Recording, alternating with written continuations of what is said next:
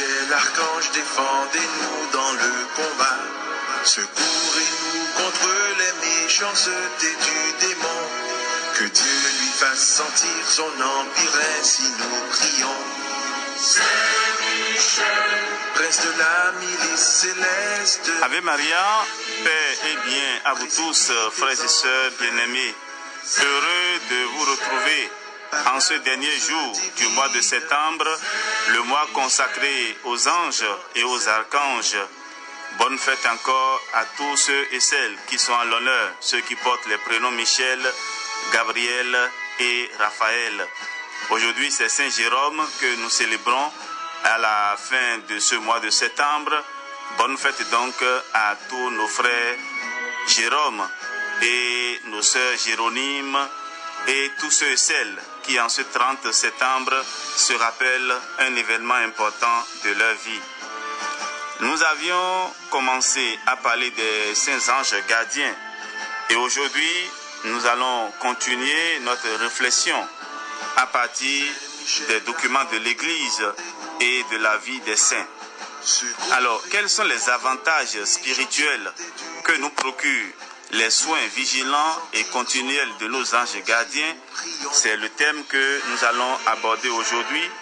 Et nous parlerons aussi des avantages temporels que nous procurent les saints anges. Que le Seigneur nous donne la grâce de sa présence. Par la force divine, Saint Michel, Satan et ses démons.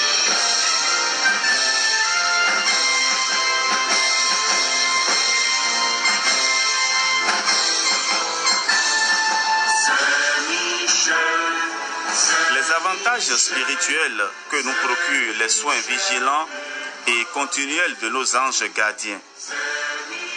Premièrement, je rechercherai d'où leur vient cette affection si tendre pour leurs clients. Le Sauveur nous l'apprend par ses paroles. Il voit sans cesse la face de mon Père qui est dans les cieux. La claire vision de Dieu produit en eux les trois qualités sans lesquelles ils ne pourraient nous faire sentir leur protection ni imiter la providence divine. Ces qualités sont la sagesse, la bonté, la puissance. La sagesse leur révèle ce qu'ils doivent faire en notre faveur. L'amour les porte à nous venir en aide. La puissance leur permet d'exécuter ce que réclament nos intérêts. Et dans le cas où la volonté de Dieu à notre égard ne leur est pas manifestée, chacun fait ce qu'il juge le plus utile à la personne qui lui est confiée. Dût-il par là se mettre en opposition avec quelque autre esprit céleste, comme il arriva entre l'ange gardien des Juifs et l'ange gardien des Perses. Mais leur différence cesse, et ils n'ont plus de volonté propre dès que le Seigneur leur fait connaître la sienne. Je dois croire fermement cette vérité et me rappeler cette parole de l'Ecclésiaste. Ne dites pas devant votre ange, il n'y a point de providence, de peur que Dieu, irrité d'un semblable langage, ne détruise toutes les œuvres de vos mains. C'est-à-dire, songez que vous êtes en présence de cet ami fidèle et gardez-vous bien de dire devant lui que ni Dieu ni lui ne prennent soin de vous. Car, au lieu de ressentir les effets de leur sollicitude, vous attireriez sur vous le châtiment dû à un si détestable blasphème.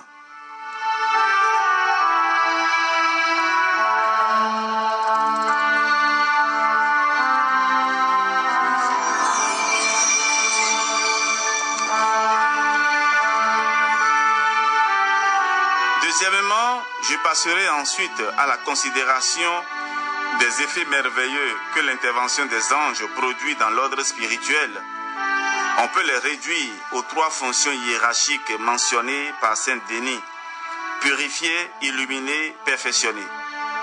La première des hiérarchies célestes les exerce à l'égard de la seconde à l'égard de la dernière, et celle-ci à l'égard des hommes qui ne laissent pas, dans des circonstances extraordinaires, d'être assistés par des esprits de la hiérarchie supérieure. Ainsi, en premier lieu, les anges nous purifient de toute erreur et de tout péché. Ils nous aident à sortir de la voie du vice en nous portant aux exercices de la vie purgative. Ils imitent le séraphin qui, après avoir touché avec un charbon ardent les lèvres du prophète Isaïe, lui dit: voici que ce charbon a touché tes lèvres, tes iniquités sont effacées et ton péché t'est remis. Ils nous éclairent ensuite sur les vérités et sur les mystères de la foi, et ils nous instruisent de ce qui regarde la pratique des vertus. Ils nous apprennent par là ce que nous ignorons, et ils nous font aimer l'accomplissement de nos devoirs, ce qui nous est très utile pour progresser dans la voie que l'on appelle illuminative. Quelquefois, ils nous inspirent d'aller consulter des maîtres capables de nous enseigner, et en même temps, ils avertissent ces maîtres de nous accueillir, de nous instruire et de nous aider avec amour, comme le prouve l'histoire du centurion Corneille. Enfin, les anges nous aident à nous perfectionner dans toutes les vertus, particulièrement dans les exercices qui tendent à nous unir avec Dieu, comme sont la méditation, l'oraison, la contemplation. Ils nous préviennent, comme parle David, en nous incitant à prier, et ils se tiennent auprès de nous lorsque nous prions, afin que notre oraison soit fervente et tranquille. Saint Jean nous apprend qu'il présente nos prières à Dieu comme des parfums d'une agréable odeur, et qu'il joigne leurs vœux aux nôtres pour nous obtenir les grâces que nous sollicitons. Lors donc que j'éprouve soudainement quelque attrait pour la prière, je puis présumer qu'il me vient de mon bon ange, et il est juste que je fasse ce qu'il m'inspire.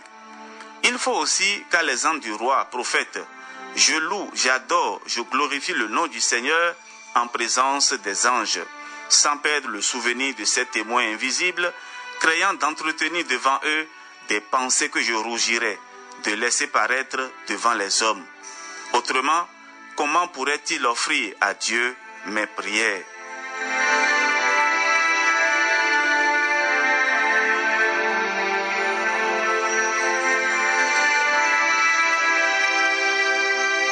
Troisièmement, je remarquerai enfin que les anges ont un soin extrême d'éloigner de nous tout ce qui peut s'opposer à notre bonheur éternel. Ils combattent pour nous, ainsi qu'il fut révélé à Saint Jean. Ils nous soutiennent lorsque nous sommes le plus violemment attaqués par les ennemis de notre salut, et nous pouvons nous promettre la victoire si nous voulons profiter de leurs conseils et de leurs secours. Ils nous protègent encore contre d'autres ennemis. L'ange du Seigneur, dit David, environnera de toutes parts ceux qui le craignent, et il les délivrera de tout péril. Il amènera avec lui, s'il le faut, une armée entière d'autres anges qui se rangeront autour d'eux et les défendront comme ils défendirent Élysée contre ceux qui avaient conjuré sa mort.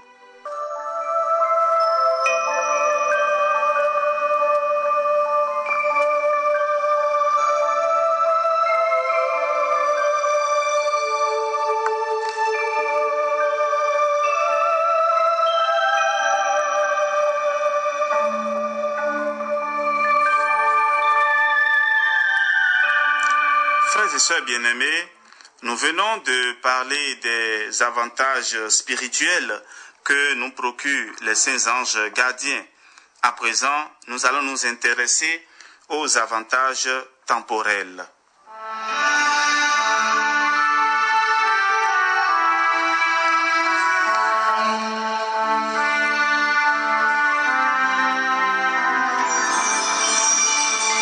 Premièrement, il veille à la conservation de notre vie, de notre santé, de notre honneur.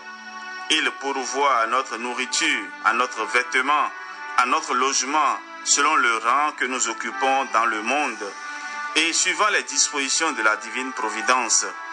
Ils nous viennent aussi en aide dans nos maladies, dans nos afflictions, dans les peines et les dangers où nous nous trouvons.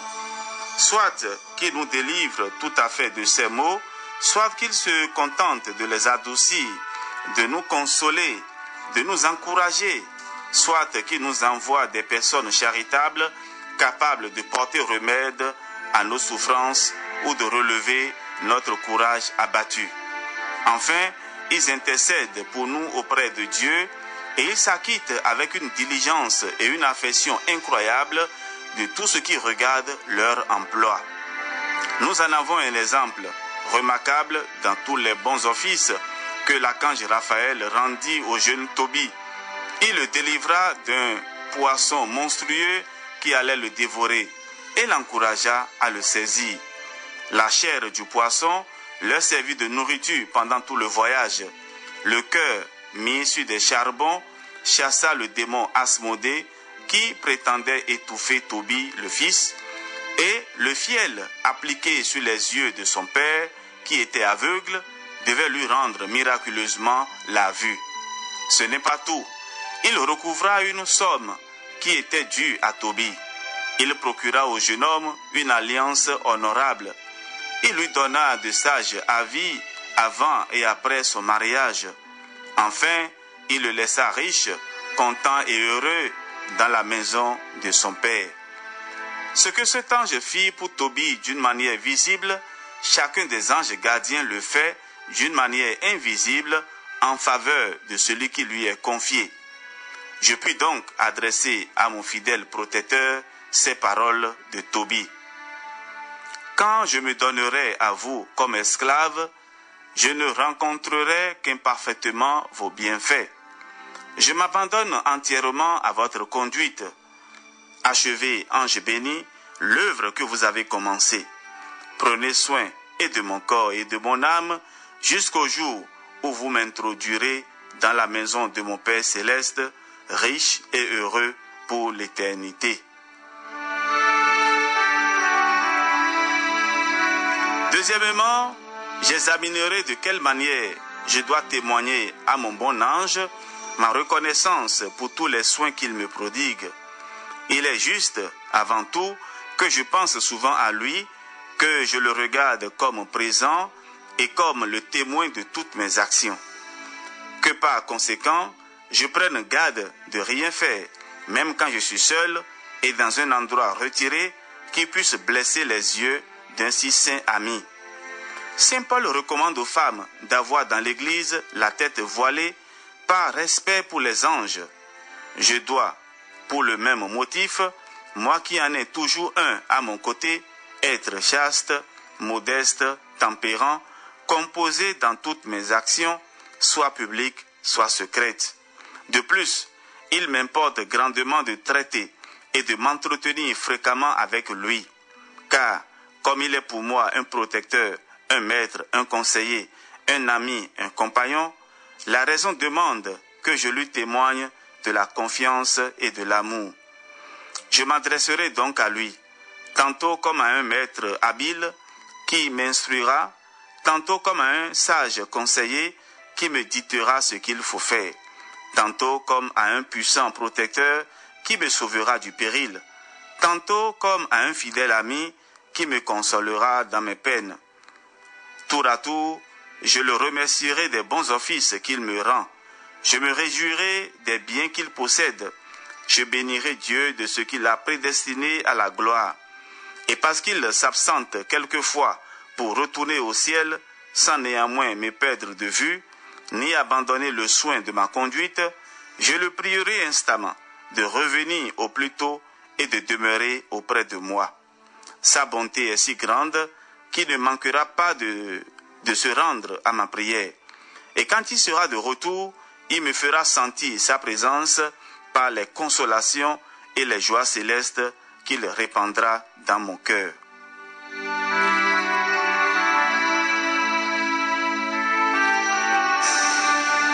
Troisièmement, je m'efforcerai surtout de gagner sa bienveillance pour m'assurer de son secours à l'heure de la mort. Comme c'est par son ministère que s'exécute le dessein de notre prédestination, laquelle dépend de la persévérance finale, il redouble sa vigilance et ses soins à mesure que notre dernière heure approche, parce qu'il voit que le démon met alors tout en œuvre pour nous perdre. Croyons donc, frères et sœurs, que celui qui aura été docile à ses inspirations pendant la vie le trouvera propice à la mort. Ce fidèle gardien, après avoir défendu son client jusqu'à la fin, recevra son âme au sortir du corps et la portera, comme d'autres anges portèrent celle de Lazare dans le sein de Dieu. Quatrièmement, et c'est la fin, pour obtenir cette suprême faveur, je pratiquerai tous les jours quelques dévotions en son honneur et je lui adresserai quelques prières. Je lui dirai par exemple, ange de Dieu, prince du ciel, gardien fidèle, guide assuré, ami charitable, je me réjouis de ce que Dieu vous a créé si parfait, de ce qu'il vous a sanctifié par sa grâce, de ce qu'il a récompensé votre persévérance en vous couronnant dans la gloire. Je rends grâce au Dieu Tout-Puissant des biens qu'il vous a faits et à vous des faveurs que vous m'accordez et du dévouement dont vous me donnez tant de preuves. Je vous recommande aujourd'hui mon corps et mon âme, ma mémoire, mon entendement, ma volonté, mon appétit et mes sens. Daignez me protéger, me gouverner, me purifier, m'éclairer, me perfectionner, de sorte que, comblé de bien par votre entremise, je persévère jusqu'à la fin dans la grâce, et que je mérite de voir mon Dieu face à face et de le posséder éternellement avec vous dans le ciel. Amen.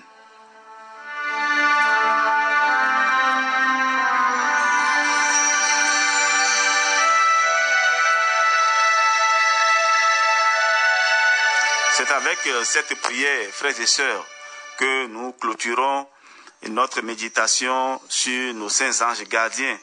Et aussi, nous clôturons ainsi le mois de septembre dédié aux anges et aux archanges.